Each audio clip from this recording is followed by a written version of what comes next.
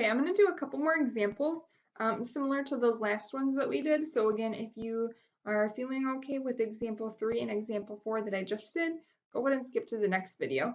But if you want to see another one, here we go. Okay, so I'm going to call this one example 3b.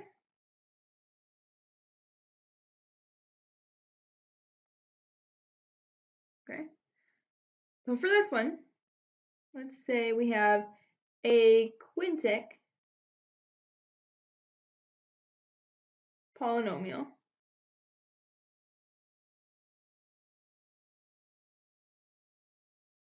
has roots at -3,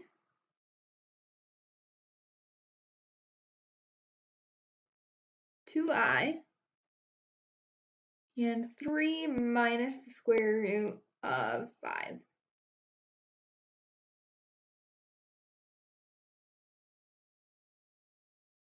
What are the other roots?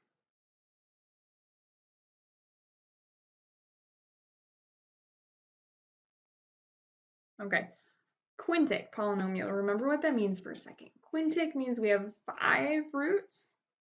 Think quintuplets, 5 babies. Okay, we have 5 roots. We see 3 of them. We have to find what the other ones are. So thinking of my conjugate root theorem, I know there's something about irrational numbers. I know there's something about complex numbers. -3, it's rational. We have a root at -3, that's it. But 2i, that's a complex root. So that means its conjugate, -2i, also is a root. 3 minus the square root of 5, that is irrational, which means its conjugate, 3 plus the square root of 5, is also a root.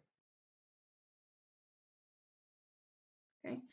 Just be careful with these. It's really easy to get carried away and think, oh, okay, +3 is a root also, but it's not. It's only if we have an irrational or if we have a complex root.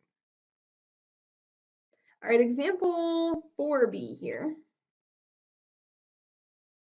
where we're writing an equation. Let's say we have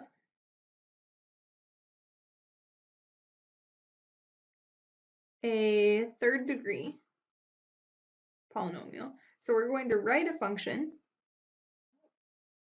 for a cubic polynomial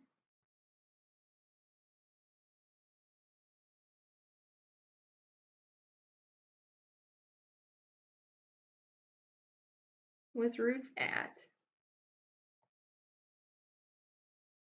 -1,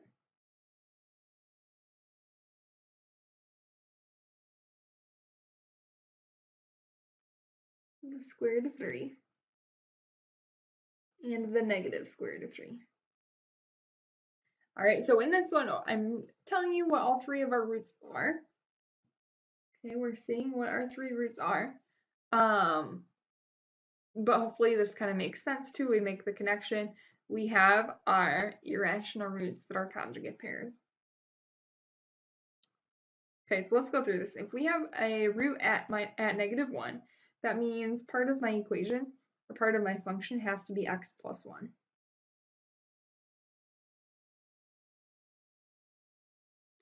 And if I have a root at square root of 3, that means x minus the square root of 3 has to be a factor, because that's when square root of 3 minus the square root of 3, that's when we equal 0 here. And if I have a root at negative square root of 3, x plus the square root of 3 would be a root. Now I meant to write in here that we are writing our function in standard form. I forgot to write that, but I am going to multiply this all out. And when I do that, I also notice I have my conjugate pair here. Start off by multiplying your conjugate. That will make life a lot easier. So my first terms give me x squared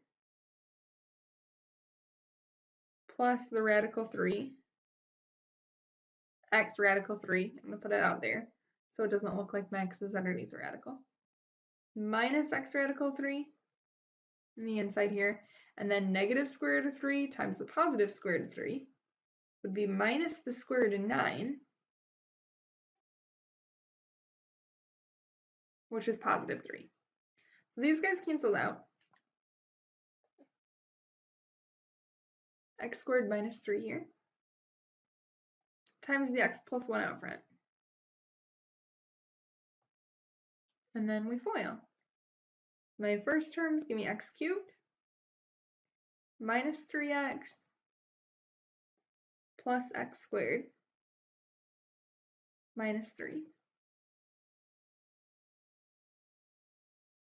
Rewrite this so we're in standard form. Y equals x cubed plus x squared minus 3x minus 3.